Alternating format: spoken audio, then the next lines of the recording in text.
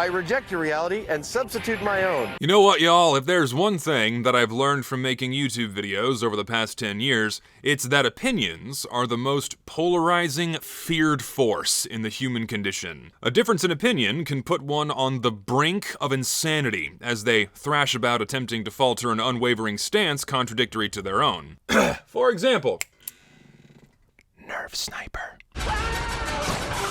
We're gonna build a great wall of opinions, the best wall, very tall, to keep out those dirty Redditors and their bugs and soy, horrible stuff that's soy, not good on the body. Nah, I'm just messing with you. Uncle Dane recently made this hot takes video, in which he did indeed give the community explicit permission to copy each other's homework. To be honest, not enough people are like stealing.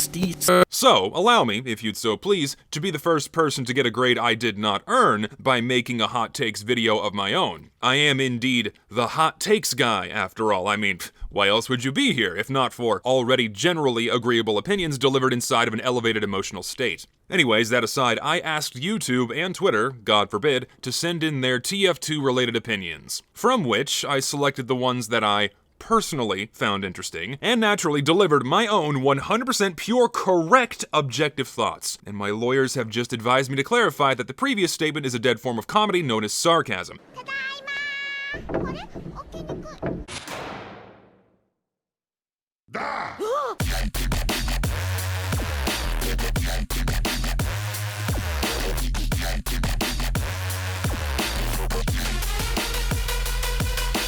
Let's get the ball rolling with a hot take of my own. You know, get you guys warmed up a little bit. Not quite a hard boil on the blood, but a low simmer. This hot take is easily the one that people have given me the most grief for over the past few years. And that is Valve's biggest mistake when handling Team Fortress 2 throughout its 16-year lifespan was catering to the competitive gaming audience. Valve got stars in their eyes when Counter-Strike and Dota exploded into two of the biggest esports scenes the world has ever seen. And they thought they could make the same thing happen with TF2 by catering to that new audience. Unfortunately, this caused irreparable damage from which this game will never recover, primarily in the form of Meet Your Match, which was so poorly received that Valve squirted out Jungle Inferno, threw their hands up and said, fuck it, we're done with this game, we're never touching it again. And that's why we face the neglect that we see today. Also, there was never this elusive bridge to gap between vanilla and competitive TF2, because these are two completely different games, different balancing and rules and restrictions and pacing. You can't balance TF2 in accordance with competitive and then expect it to work for vanilla. No middle ground exists. It's not possible without massive changes to the vanilla game in order to meet the expectations of those who were not interested in playing it in the first place. And that's where I cut myself off, because there is a lot more to this discussion, but I'm not gonna show my full hand, at least not yet, because this hot take, this intro, was a little teaser, an excerpt from a much bigger video that I'm working on. And for the rest of it, I ask for your patience. Alright, that's my hot take out of the way, let's dive into everybody else's. Let's start off with a spy-related take. The kunai was more fun and balanced before they buffed it to have the minimum health on kill. Now, it's just a direct upgrade to anyone who can confidently land one stab, and it makes the spy borderline invincible. Yeah, I'd say that one rates a 7 out of 10, but I completely agree. For those of you that don't remember, the way the kunai used to behave is that you would absorb someone's current health, no matter what it was. You stab someone with 12 HP, you got 12 HP. Then, Valve changed it to a minimum of 75 health per backstab, and then everything else beyond that. The kunai was ultimately changed because the health returned on stab was wildly inconsistent. It could be 12 health, it could be 120 health. It was entirely dependent on the person you're stabbing taking damage that was outside of your control. Now, one could argue that an additional skillful element to using the kunai was carefully picking your targets that had high health, but then you are also dependent on your own team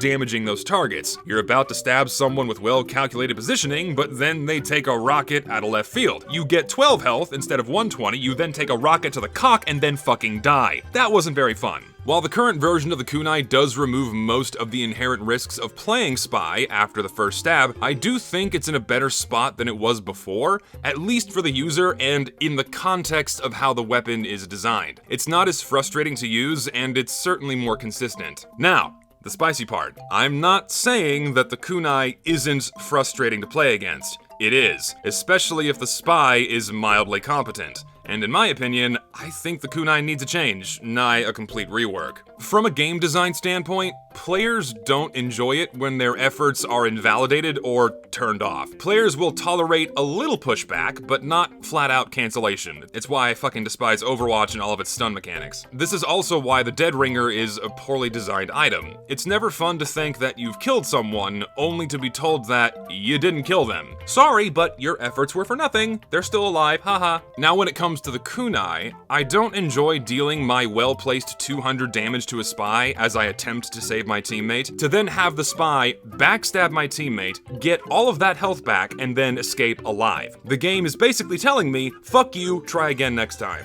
This is why most other health on kill or health on hit mechanics typically drip feed health and don't instantly or fully replenish it all in one go, let alone in rapid succession. Some exceptions exist, but we're not talking about that right now. A kunai spy will not die if they keep farming players, not without insane burst damage. This lets the spy act like a belligerent tank rather than his intended role, and I'd like to see the kunai reworked into something that increases a spy's survivability, but without invalidating another player's efforts. No idea how that best be handled, so I'm gonna let you guys tackle that in the comment section. Have at it.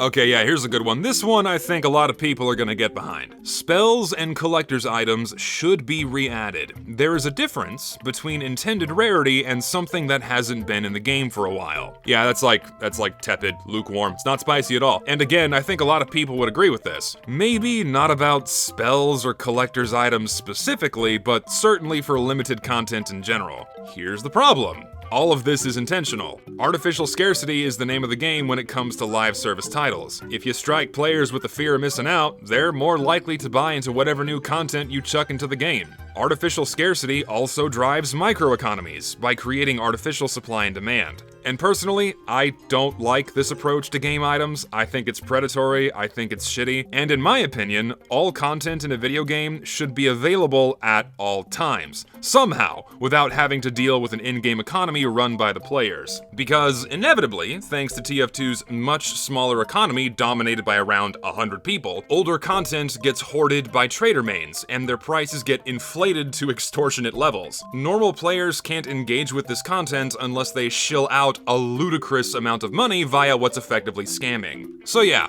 I'm all for re-releasing old content in some capacity. Not sure how it best be handled, but I think it should be done. If not for anything else, to piss off the trader mains, because no one with a shred of reason is going to pay $2,000 for red text. Go fuck yourself. Oh boy, this one. Alright, now, listen. This one isn't exactly TF2 related, but it's certainly related to online discourse in general, and me being the hot takes guy and me having my hot takes about Team Fortress 2, what I have to say about this hot take, I think it needs to be heard, so bear with me. This is very nuanced. You could talk about this hot take for hours, but I'll condense it into as short of a speech as possible. TF2 YouTubers have significantly more influence over the opinions of others than they think. Bigger YouTubers should be more conscious about what they upload and how it will affect the community. Citing an example of Big Joey swaying discourse around the brass beast or something, alright? Well, that's a 9 out of 10 on the spice level, man. But, I gotta say, I completely disagree. Except for one extreme end member case, when a YouTuber incites a call to action for something that is inherently destructive. Very obviously, bigger YouTubers shouldn't command their audience to do something they shouldn't. Like that jackass streamer who told his audience to swarm New York City for game consoles or something. They damaged private property, a bunch of them were acting like goons, and some even got arrested. It was a total shit show.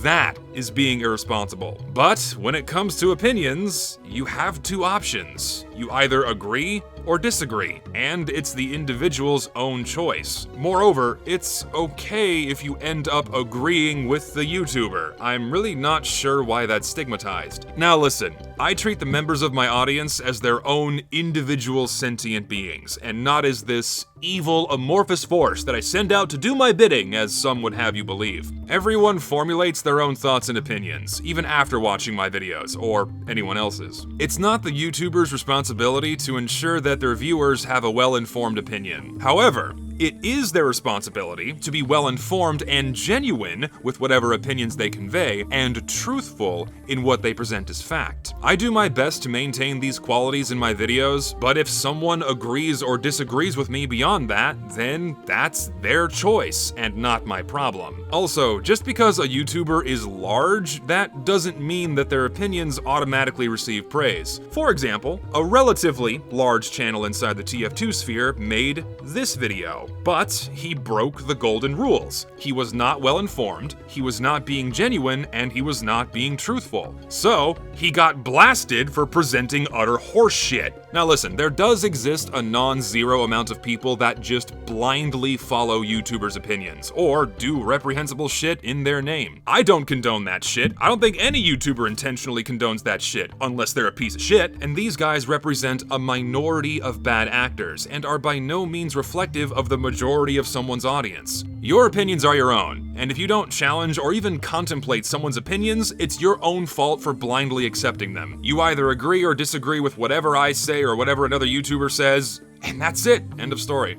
I had to get a cup of tea for this next one because it's a funky one. However, I do believe it contains an important message. It's just that the delivery was a bit offbeat, alright? So be patient with this one, we'll get the nut cracked, alright? The majority of TF2bers, intentionally or not, have brainwashed a grand part of the player base to think TF2 is in this good state and that nothing is wrong with it. Ah, Jesus Christ, man, at face value, that's like a 10 out of 10 with the heat. At that face value, it's simply not true. However, I do think I understand what this guy is trying to say, at least indirectly. Very obviously, TF2 is not in a good state. We have a laundry list of problems. We got bots, we got cheaters, we have a lack of developer support, we got bugs, just the list goes on. I don't keep up with TF2 YouTubers that much, but I've yet to see anyone explicitly say that TF2 is currently in a good state. I think most of us, if not everyone, would agree that TF2 is in a horrible state. The thing is, YouTubers don't say this very often. Now, why is that?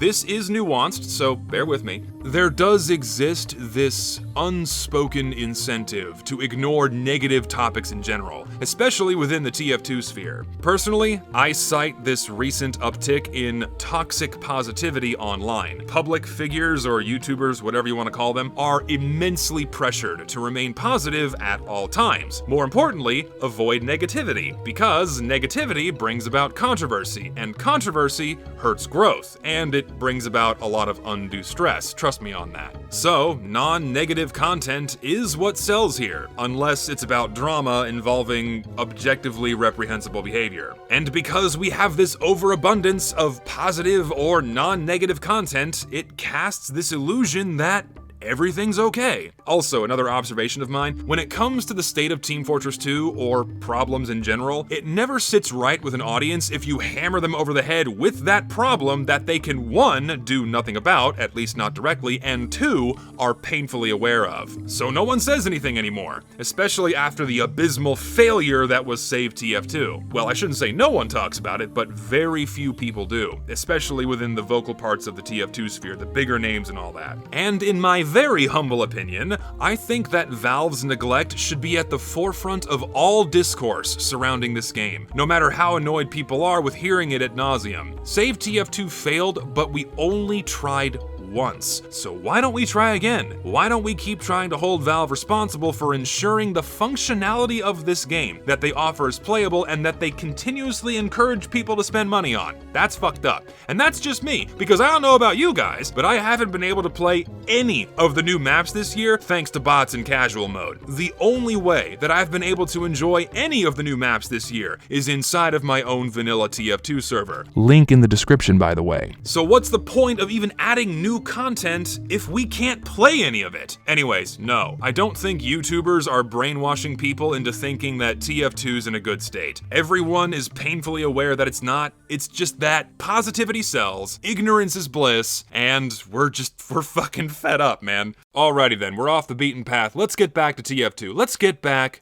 to game balancing, because everyone loves it when I talk about game balance. All classes are broken because they weren't designed to be played for 10,000 hours. I mean, yeah, no one developing TF2 expected for the game to last so long that players could accumulate thousands of hours as a single class. But, you know what? It's mostly not a problem. And here's why. Every class in TF2 has some kind of limiting factors that keep their effectiveness in check, so that difficulty, or skill, isn't the only balancing factor. These limiting factors primarily manifest in the form of damage falloff, weapon spread, shotgun bloom. Other factors include things like slow movement speed, or slow reload speed, projectile arc, limited range, or fixed positioning. Some classes have hard counters, where even the most skilled players are at the mercy of inherent game mechanics that raw skill has a hard time overcoming. Spy versus Pyro, or Scout versus Sentries, for example. All of these factors force players to interact with each other at close to medium range, so that players can do their best to mitigate these downsides. And in combination with large team sizes, 12v12, this prevents a single player's skill from having too much influence over the flow of a game, while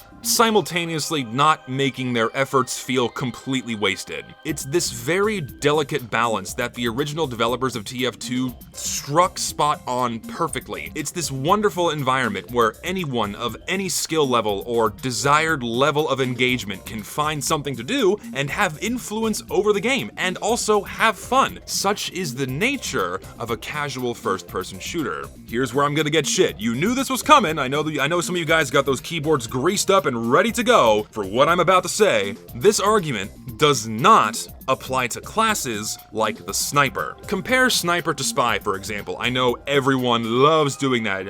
Everything Spy does, Sniper does better. Fucking, that song has poisoned so many people in this fucking gaming sphere, I swear. Compare Sniper to Spy. If you boil down Sniper and Spy to their base insta-kill mechanics, the Spy technically has the better mechanic. There's no delay, there's no charge, no setup time, no tiny hitbox. It's instant, no matter the health of the enemy. He could potentially kill any target faster, more efficiently than the Sniper ever could. However, within the full context of the game, once all the gears start turning, people start moving around, in the context of all of the other mechanics that are present in TF2, the Spy has so many limiting factors and mechanics that are baked into his design that curb his insanely powerful ability, keeping him in check. The Sniper, however, has far fewer that are way less of a detriment compared to any other class's downsides. For example, Sniper rifles have no damage falloff, no spread, no long reload, nothing. So aim,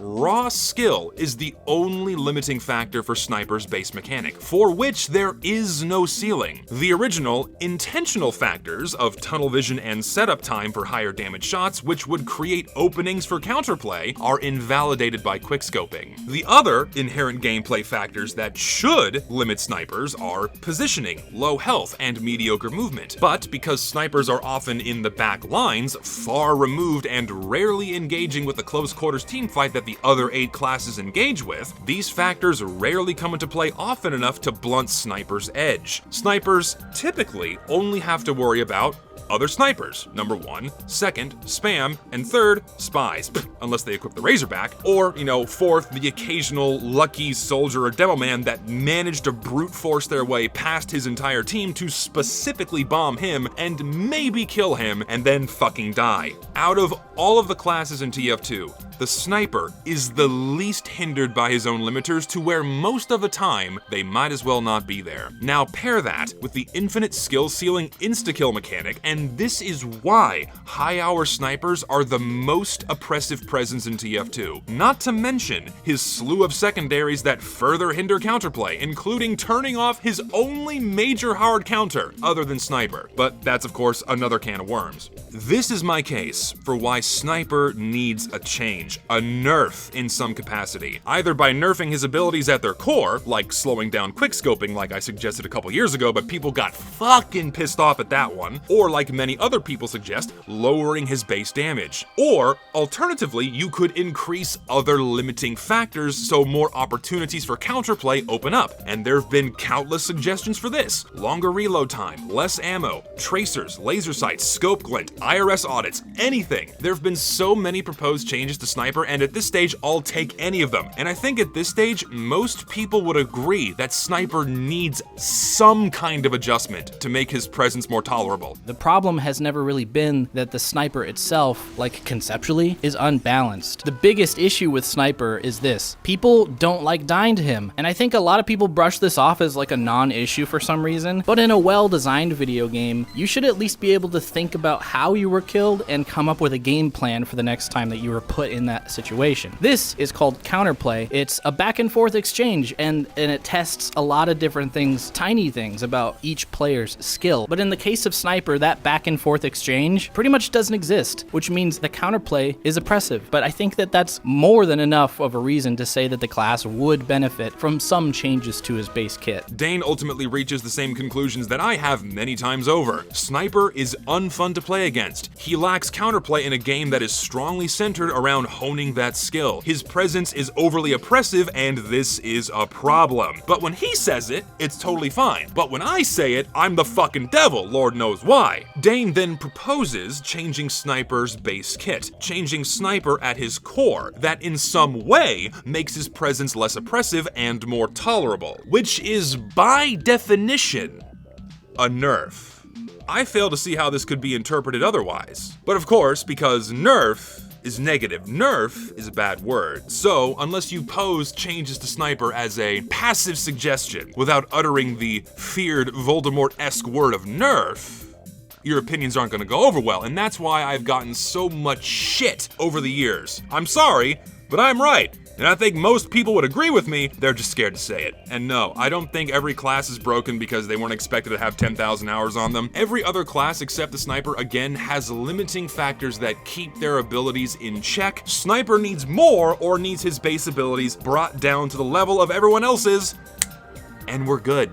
Anyways, that's Sniper out of the way. Let's move on to a very simple take, a perfect example of why competitive balancing cannot dictate vanilla play. The Cow Mangler 5000 is a direct upgrade in the good majority of situations. 0 out of 10, I completely disagree. In the vanilla game, the Cow Mangler is always worse or equal to stock. Now, why is this? The major upside of the weapon, being that it doesn't need ammo, rarely manifests. Your typical vanilla game has an overabundance of ammo sources. You have a lot more dying players, you got map ammo packs, you got dispensers and payload carts. The major downside of the weapon, in that it does no damage to buildings, is always realized, because engineers are always present in the vanilla game. The charge shot is also effectively useless, because you can just fire 2 stock rockets and deal the same amount of damage, if not more, faster, and also destroy anything that isn't a level 3 building in 2 hits rather than disabling it without then needing to reload all 4 of your shots. Oh, it's bad. Also, disabling buildings with the charge shot is completely useless unless your team follows it up, and if they don't, it's effectively a worse sapper, unless you take matters into your own hands and destroy whatever you shot with your shotgun, which I did manage to do a couple of times, like in this clip, but not many times beyond that.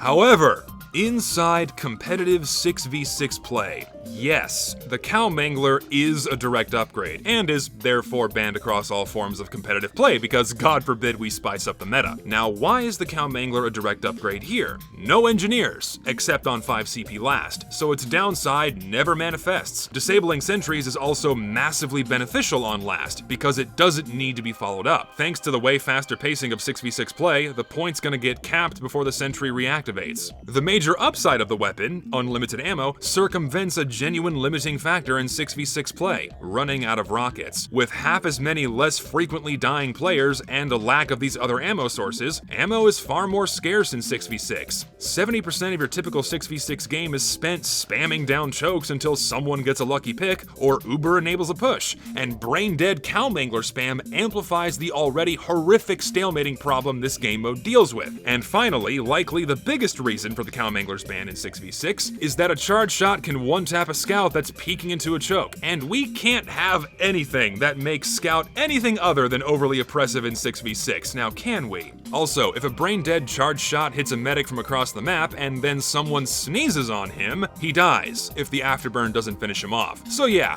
the cow mangler's banned in 6v6 play because why bother spicing up the stale meta when it's just been the same shit for a decade? Yeah, imagine how much worse the cow mangler would be in vanilla play if it got nerfed for 6v6. The two can't be compared, just saying, it's just can't do it. TF2 YouTubers and players shouldn't be chastised for not following the community status quo with opinions. Whoa, what do we have here, ladies? We got ourselves a contrarian. You're just being contrarian for contrarian's sake, aren't you? Of course you are. You can't formulate your own thoughts. You think like we do. You're only doing it for the attention. You just want to be edgy and different because, well, that's because that gets you sweet, sweet ad revenue. It's what brings in the views. Clearly, presenting a dissenting opinion doesn't earn you waves of backlash as thousands of people start screaming down your throat after you've committed wrong thing about their favorite game. Obviously, you don't really believe what you're saying. It's all for reactions. Why? Why do people say this shit when presented with a dissenting opinion? Can you not accept that people think differently than you do? People wonder why TF2 YouTubers stay as milquetoast as they do these days, or eventually fuck off, because if they don't, they inevitably get crucified by the Church of fucking Uncle Sound Purpledane. God forbid I say something you disagree with. God forbid I say it with a shred of emotion. Oh, boo-hoo, he doesn't like the short circuit, he doesn't like competitive TF2, he thinks Sniper needs a nerf. Yeah, I do. Eat shit. And if you don't like it, you can piss right off.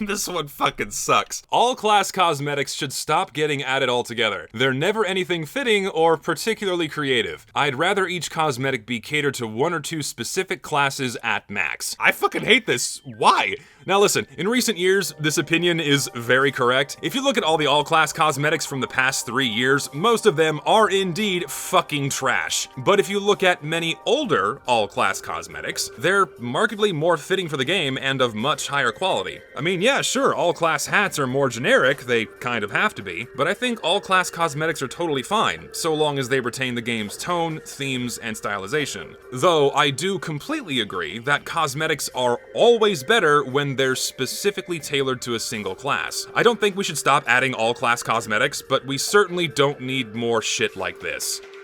Okay, I'm sorry, we have another soldier one that I have to comment on because it's about my favorite weapon in the game. The direct hit is way too good, dare I even say, overpowered.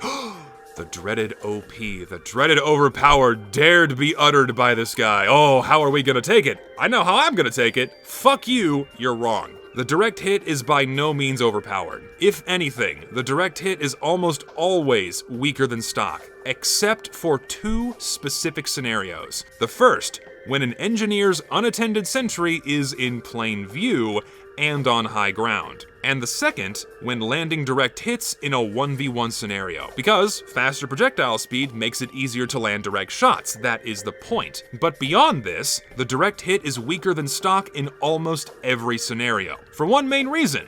It doesn't have splash damage, and you cannot neglect how powerful splash damage is in this game, especially with Soldier's massive AoE. Just compare the total damage dealt between stock and the direct hit against a group of players. The direct hit neuters Soldier's damage output, and then if you space them out just a little bit, it gets even worse. Even if you land every shot perfectly. Stock is always going to outperform the direct hit in terms of raw damage output in your typical game where everyone's cluttered together. Except in a 1v1 scenario, which would still require the player to land fewer direct shots over potentially more poorly placed misses. And then as soon as more than one player makes themselves known, you're kinda fucked with a direct hit, unless you have godlike aim and a full clip. On top of that, splash damage is immensely powerful in a variety of scenarios. For example, engineer nests. Sure, you can 2-tap any building with a direct hit, but you can't hit the entire nest at once, including the engineer. Another example, on Scout, you must land one nearby, well-placed direct hit on the most mobile class in the game, instead of 2 mid-range, poorly placed misses, and that really goes for any class interaction. Without splash damage, you also sacrifice being able to deal with engineers, or targets in general around blind corners and ledges. You can't see the target, you can't hit the target. And finally, no splash damage means that spam is infinitely less powerful. If a soldier bears all of these downsides for sacrificing splash damage, then the weapon's current stats are completely fine in my eyes. If I manage to one-tap you as Scout, good. And on that note, Scout's interactions with sentries are unfair, and he needs a better way of handling them. Yeah, no, he does not. Listen, it's totally okay for a class to have a hard direct counter in which the weaker class can only succeed in a few scenarios. It's part of the fun of the game. Scout isn't immediately invalidated by the presence of a sentry, but he certainly needs to rely on his team inside of this team-based shooter, in which changing classes is encouraged to deal with evolving gameplay scenarios. And again, anything that keeps Scout in check is a good thing, because in my eyes, he's the 3rd most powerful class. Demo Man competes with him for 2nd place, and even then, Scout hard counters Demo. And if Scout could deal with sentries more often, he'd be an even bigger nuisance than Sniper. Halloween Restricted should not be in the game. Man, that's 3 in a row where I have to say, fuck you, you're wrong. Main reason being, certain cosmetics should not be available year-round. Namely these giant goofy head replacements or giant protrusions from character models. Aesthetic reasons aside, they genuinely screw with the silhouette and clicking on head hitboxes. And these cosmetics should only be around when the game is plagued with spells and crits and bosses. You know, the things that essentially invalidate the need for hitboxes. Not saying that the gameplay should be disrupted in any capacity regardless of what time of year it is, but keep them restricted, alright? There are certainly some cosmetics for which the restriction makes 0 sense and others where it's absolutely needed. And inside of my perfect world, Valve would have kept up with Halloween restrictions. It's what made Halloween items special, but now you can be the tacky eyesore that is Neon Green Pumpkin Man, 24/7, 365. He's coming to shit lime juice on your lawn. Just fucking look at this thing. Why is this allowed? Valve has no obligation to update the game if they don't want to anymore, aside from fixing glitches and bots. This one I agree with, it's just common sense. So long as Valve offers TF2 as a product for players to spend money on, it's their responsibility to ensure its functionality. They hold no obligation to do anything beyond that. But, because ignoring the game's most pressing issues in favor of throwing more toys in our faces keeps the game going, with less effort, that's what we get. It is rather silly that whenever TF2 players express their disdain for Valve's neglect, you have all these tourists that come out of the woodwork and say, "Oh, we'll just play a different game, it's old now, move on, why are you still here?" No, fuck off. I want to play this game. That's still offered as a functional product and should therefore be playable. Fucking imagine if someone posed this same argument for another game that's been around for what, 5, 10 or more years, but also experienced some issue that made regular play borderline impossible. It's fucking asinine. The pomson is a viable weapon. I sense bias. This guy's my friend. He only uses the pomson, but hey, sorry to burst your bubble, but no, it's not. Well, okay, sure. It's viable in that you can shoot it and get kills with it, but beyond that, no, it's by no means viable. Because the amount of effort needed to make the pomson hold a candle to the stock shotgun makes the weapon not worth using. And its damage output is always going to be less than anything that isn't a utility. And even then, the Rescue Ranger is way easier to land shots with, and it's gonna always outdamage this fucking shitty weapon. And this weapon has its shots consumed by your own player's hitboxes. Fuck, it's horrible. Listen, I'm sorry, man, but the pomson is shit, and it seriously needs something. It needs a damage boost, or a firing rate boost, a projectile speed increase, something to incentivize its use over anything else. Not to mention, the stat of draining Uber and Cloak on hit is at least conceptually pure, raw ass to play against. And personally, I think that stat should be changed into something that aids the engineer but doesn't punish other players for doing what their class does normally. This is why I hate the Natasha and the Short Circuit, because both are at least conceptually, skill invalidating weapons that punish a player's skillful use of a class, bringing them down to meet the inherent weaknesses of the user rather than bringing the user up in some way to increase their efficacy. I will never concede on the Short Circuit being a fucking awful weapon that should never be in this game. Listen, Dane, we'll have, like, if we ever meet in person, never gonna happen because, like, I'm in Texas, I think you're on the West Coast. Let's have a legit American Gladiator ear cleaner boxing match. Just beat the shit out of each other. Whoever wins has the successful and the objectively correct opinion, but I can guarantee you I'll fucking win because I got a reach, motherfucker. I'll knock your teeth in with a piece of cotton, or like, was it foam this shit's made out of? Let's fight, bitch. Let's go. Just fucking with you, man. Oh boy, here's a hot one. Team Scramble was a perfectly fine inclusion and enhanced the casual quick play experience of TF2 before it was dumped entirely with the rollout of the matchmaking system. Thank you, sir. That is a 10 out of 10 hot fucking take, because I know for a fact people squirm in pain at the mere notion that Team Scramble actually works.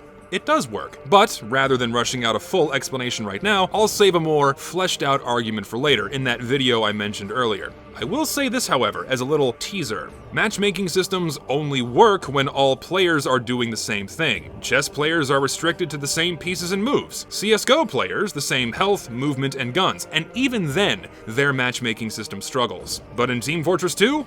Nope. We have a fuckload of different characters and weapons and map environments and mechanics and game modes that cannot be equally compared or even generalized for a matchmaking system unless you stick to an incredibly specific meta and cut out, what, 80% of game content? Generalizing immensely complex player statistics into a single set of variables and then dumping them into a modified matchmaking system originally made for fucking chess results in a crapshoot in terms of balance. The same set of performance statistics cannot be equally applied to all TF2 players in a game where 500 hours as one class holds vastly different influence than 500 hours as another, which can then be flipped on its head depending on the map they're playing. Ergo, the matchmaking system results in heavily unbalanced teams, very often, whereas Team Scramble, at the very least, loosely evens out the playing field based on points accrued during the specific current game environment, which works the best for an extremely dynamic game like TF2. Team Scramble is not perfect, but it's the best we ever had, and I think it's the best we could ever get, because matchmaking was doomed from the start, thanks to TF2's complexity from player to player, and from game to game, and from map to map. It would have never produced more balanced games than what an auto-scrambler already provided. There's another fucking original hot take for you. Cry about it if you don't like it. Arena is not only a good game mode, it is downright exhilarating, oh Brian, even if you do die. And if there is one good thing from the previous Scream Fortress update, is that it revived it to some degree with perks. I really can't tell if this is bait. I'd take a 1 out of 10. There's a pretty strong reason why Arena mode remains one of the more loathed game modes. Most people don't enjoy TF2 as a team-based battle royale, where you play the game for 20 seconds to then wait 2 minutes. I think many look at Arena mode through rose-tinted glasses because it was an old-school experience, but most don't enjoy it beyond playing a few rounds, including myself. Arena mode is greatly improved when dead players have something to do, like Graveyard, for example, where dead players can heal their living teammates and still sway the end of a round. Sitting in spectate mode and doing nothing is fucking boring. You might as well just balance your checkbook or play prop hunt for a similar experience.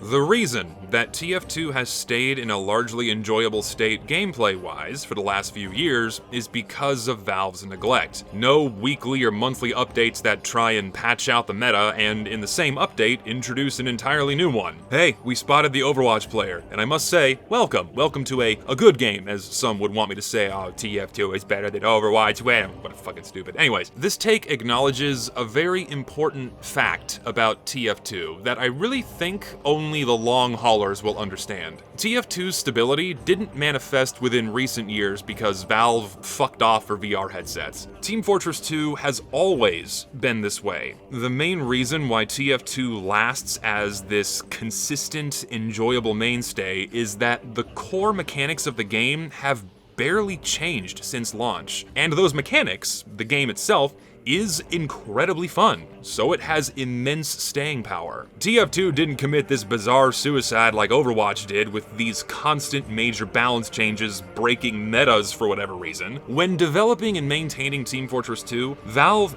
at least in the past, understood that if a game is fun, then it's not broken, and you don't need to fix anything or change anything. TF2 was made to be fun first, for any type of FPS player, seeking out any desired level of engagement, where anyone can find something to do, work with their team, impact the flow of a game, and then ultimately have a good time. TF2 wasn't made for competitive metagames, or metagames in general. It was made to be fun first, and then metagames for our own homebrew modes kind of just fell out of that. In essence, because the game was made to be fun first for a wide variety of players, it is a casual game. The antithesis to this is a competitive esport, a game that is either made or forced to evolve to facilitate a repeatable meta, so a sport, a competition, where everyone is doing the same thing, can manifest. Overwatch shot itself in both feet because it kept getting overhauls to tailor the sport experience and not improve the fun. This was a huge nail in its coffin. Developers must focus on the fun first, and then, more often than not, esports will just naturally fall out of fun games. All of this isn't to say that there haven't been major balance changes inside of vanilla TF2. There have been quite a few, but most of them occurred very early on in TF2's lifespan, as it was still going through its growing pains. Pyro getting air blast, and Engineer being able to move buildings, for example. There's also been a small handful of changes over the years, like changes to minigun damage ramp up and then boosting Spy's movement speed, Pyro's rework in Jungle Inferno. Other tweaks could be considered major, but that's about it. Every class still has its role, its efficacy, that has remained largely unchanged and consistent for over 15 years. And thanks to this consistency, thanks to this fun, people keep coming back for more, because TF2 is a good fucking game. It doesn't need to change. It never needed to change. Valve opted to spice up gameplay with unlocks rather than core character changes or tossing entirely new characters into the mix, because if they altered TF2 at its core, it would defeat the original purpose of the game and its identity and force people away. In fact, the vast majority of TF2's balance changes, something like 90% of them, were for unlocks, not its classes, most of which took place during the opening months of an Unlocks edition, as Valve was figuring out how to mesh them with TF2's core balancing. And that's the key factor. The core balancing didn't facilitate new gameplay. The new gameplay was made to facilitate the core balancing. And of course, we've received a few large waves of balance changes across multiple unlocks at once, amongst other tweaks here and there, but a vast majority of these were either minor stat swaps or slight tweaks rather than complete overhauls that changed how an unlock behaves. Exceptions exist, of course, but these are very rare. And of course, some unlocks have fallen in and out of grace over time, but that's of no serious consequence to the stability of the unchanging core game. And yeah, sure, some tweaks to useless or genuinely broken unlocks would be great, but the changes aren't necessary. They're not needed to keep the game fun. I oftentimes hear people demanding for TF2 to get handed off to some modern developer. I honestly think this is a terrible idea, because if they're not explicitly told to maintain TF2 for what it is, Lord knows what mess we would eventually be dealing with. We'd have 15 classes, the Heavy's gonna get a riot shield, and the Engineer's gonna get a Glock, or Demo Man's gonna get a Glock, I don't fucking know. I'm glad that Valve continues to hold on to TF2. And yes, the current neglect the game faces is fucking pathetic. It shouldn't be happening. Valve needs to step up to the plate as soon as possible, but I'm glad TF2 comes from Valve. It came from Valve in a time where games were made to be fun first. They got TF2 right, and I'm gonna give them credit for that. Okay, ladies and gentlemen, or just gentlemen, because what, women play this game or watch my videos? Gentlemen, it's time for the lightning round, because I got a lot more takes I want to go through, but I'm running out of time, I'm getting tired, getting tipsy. Let's knock out a few more, all right? Zesty Jesus isn't a bad YouTuber. Thanks, man, I appreciate that. Cheers to you, bucko. That probably sounded terrible. Anyways, I think this was the hottest take from the YouTube community post because it had the most likes and the most comments, which just spiraled into an argument about I call it social politics. It's social issues, it's political issues, whatever the fuck. Why do you fuckers care so much about my politics, man? What does it matter to you? I'm just one guy on the fucking internet that makes videos about Team Fortress 2. Who gives a shit? No one should apologize for random crits when it's a mechanic in the game that no one can control. Fuck you, Joey. Players should absolutely apologize for dying to my random crit. How fucking dare you pitifully die to that crit earned by my superior skill? You didn't even put up a fight. You just rolled over and took it like a little bitch. I bet you listen to YouTubers' opinions, you fucking cock. People would have way more fun with this game if they stop using the same loadouts they've been using for 5 years. Thank you, sir. 10 out of 10. Branching out is the best way to breathe new life into this game. It's why I've never understood the concept of maining a class. Why only experience 1/9 of what this game has to offer? The gas passer isn't that bad. Oh, I made an entire video about why this is the worst weapon in the game.